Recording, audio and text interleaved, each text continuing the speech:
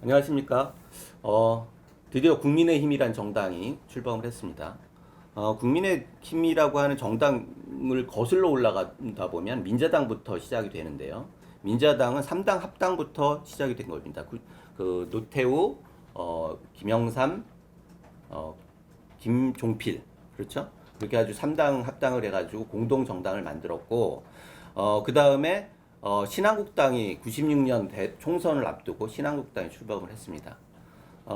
제가 처음에 입당할 때는요, 민자당 말기였고, 제가 민자당에서 입당한 지 한 달도 안 돼가지고 신한국당이 됐어요. 그리고 신한국당은 총선을 대비해가지고 출범을 했는데, 그 다음에 이회창 총재가 당대표 되면서 바로 한나라당으로 바뀌었습니다. 그거는 무엇을 하냐면, 한나라당과 이회창 총재가 YS와 결별한 결과 한나라당이 출범을 한 거죠. 그런데 한나라당에서는 꼬마민주당이 같이 합쳐진 겁니다. 그 다음에 이회창 총재가 대선을 연거푸 지고, 그 다음에 뭐 총선 때도 폭망하고, 그 다음에 천막 당사로 이사 가고 이러면서 박근혜 비상대책위원장이 당권을 잡으면서 그 다음에 박근혜 표 새누리당이 등장을 하게 됩니다. 그리고 새누리당이 이명박 정부, 박근혜 정부 계속 이어가다가 박근혜 전 대통령이 탄핵되면서 그 다음에 17대 대선을 앞두고 자유한국당이 등장하죠. 그래서 자유한국당이란 이름으로 지난 17년 대선을 치르게 됩니다. 그 다음에 황교안 대표가 된 이후에 20대 총선을 앞두고 올해였죠. 올해 초에 미래통합당이 등장을 합니다.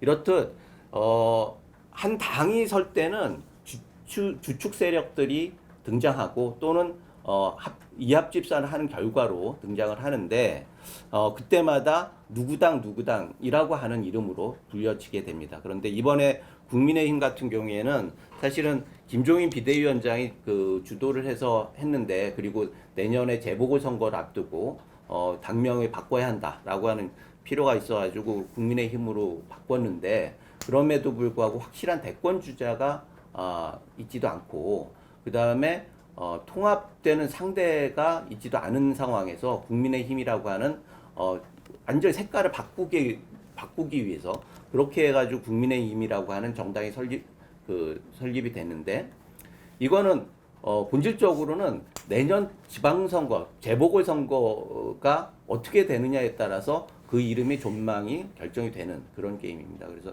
자유한국당 같은 경우에도 대선 앞두고 이름을 완전 탄핵과 대선을 앞두고 완전 이미지 변신을 하는 의미에서 생겨났는데 단명을 했듯이, 국민의힘이 만약에 내년 재보궐선거에서 성과를 내지 못한다고 하면 굉장히 단명할 수밖에 없다라고 하는 생각이 들어가지고 운명적으로 뭔가 이게 굉장히 김종인 위원장 체제하고 이렇게 같이 하면서 제1야당이 제대로 갈 수 있느냐 없느냐라고 하는 바로미터가 될 수 있겠다, 그런 생각이 듭니다. 정당 이름 바꾸는 거에 대해서는 어떻게 생각하시나요?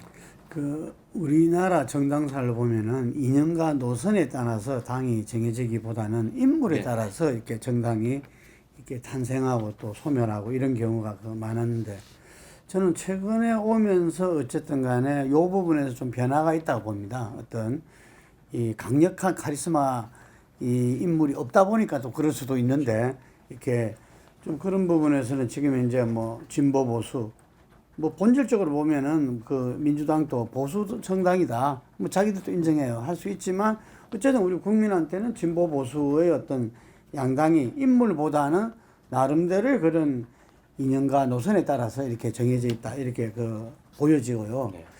네. 지금 이제 국민의힘이란 것을 어쨌든 이 당원이나 이렇게 전체적인 업무에서 가장 높게 나왔다고 그러잖아요. 예, 그래서 그 점을 인정할. 근데 이번에 보면 김수민 홍보위원장이 주도했죠. 예, 근데 이 친구가 국민의당 시절에도 내나 홍보위원장을 해가지고 선거 끝난 다음 여러 가지 좀 이렇게 재판도 걸리고 했었는데 무죄는 됐다 그랬대요.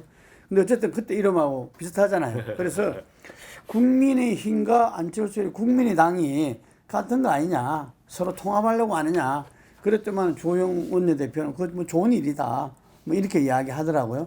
그래서 상당히 같이 가는 부분이 이렇게 좀 이렇게 명시화되는 거 아닌가 이런 생각이 들고요.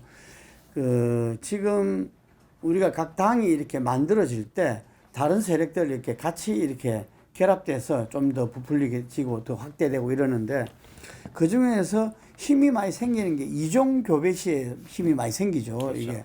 그래서 김종인 위원장 같은 경우는 상당히 기존의 어떤 당의 노선과는 다른 노선을 지금 주창하고 있잖아요. 그게 그 전에 박근혜 이 대표라는 강력한 체제가 있을 때 그 김종인 이 현 비대위원장이 경제민주화를 이야기했던 거하고 지금 본인이 비대위원장을 하는 거하고는 다르거든요. 이게. 그래서 저는 그런 부분들 이번에 정강 정책도 바꾸고 당명도 바꾸고 아마 여러 가지 현안에 대해서 지금 보면은 그 5월 8일에 대해서 사과하고 본인이 울먹거리면서 무릎 꿇고 그 사죄도 했고, 그래서 이런 부분들이 많은 변화가 저는 가져오리라 봐요. 왜냐하면은 지금 이 당의 가장 큰 문제는 비호감도 70%를 어떻게 극복하느냐.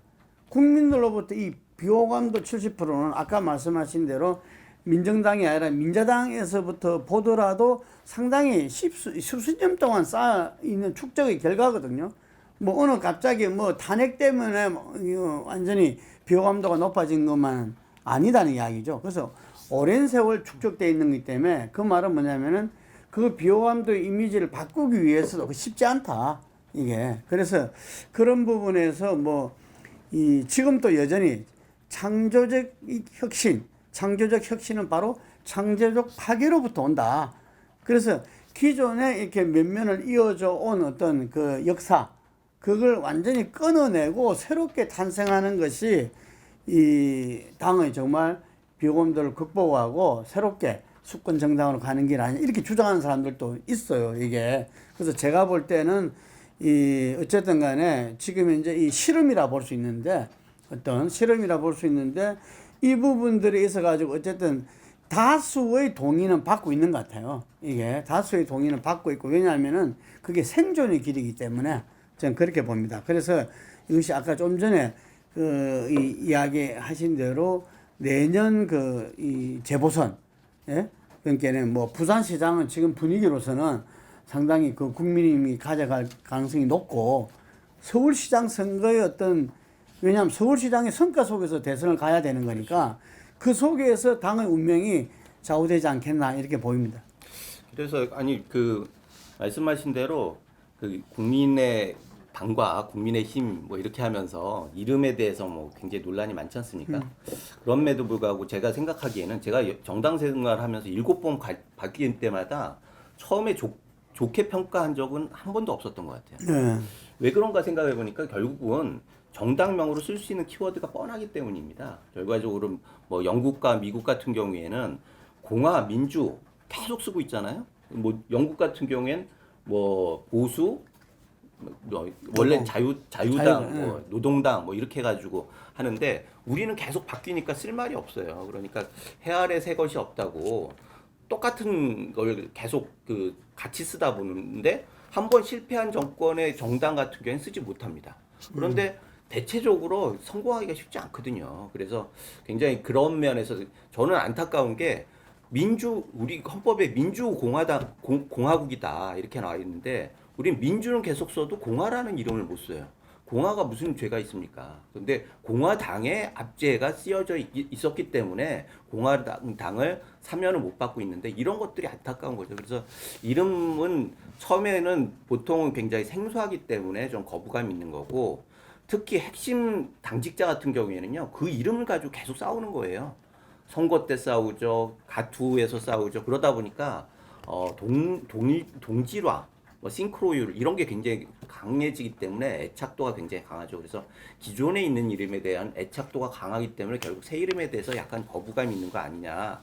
게다가 말씀하신 대로 리더가 확실하면은 굉장히 그걸 잘 넘길 수 있는데, 그렇지 않은 경우에는 또 어떻게 할 거냐 이런 문제가 있는데 결과적으로 이거는 이 이름을 가지고 결국 내년 재보궐선거를 치러야 하기 때문에 빨리 당내에서는 좀 조율이 돼서 함께 이렇게 익숙하게 해가지고 하다 보면 또 애정도 생기고 그래서 그런 과정을 꼭 겪어야 하는 거니까 너무 뭐 조롱하거나 이렇게 안 해주셨으면 좋겠다는 생각이 듭니다. 그게 그 내년 재보선의 그 결전을 위해서라도 국민의힘에 걸맞는 자기들의 어떤 당략이나 그 지난 국회에서 했던 반대를 위한 반대가 아니라 정말 국민의 힘을 중심에 두고서 국민을 중심에 두고서 하는 정기 국회에서의 어떤 그 현안에 대한 어떤 보수 야당의 모습들 뭐 이런 부분들이 축적될 때 비호감도도 극복하고 내년 재보선 때도 좋은 결과가 있지 않겠나. 그래서 우리가 항상 보수 진보의 양날개로 날아야만이 균형 잡힌 국정 운영이 되는 차원에서 이 우려보다는 기대를 하고 싶은 마음입니다. 네. 감사합니다. 하여튼 축복하는 마음에서 오늘이 진행했고요. 성공한 이름이 되길 바라겠습니다. 오늘은 여기까지 하겠습니다. 감사합니다.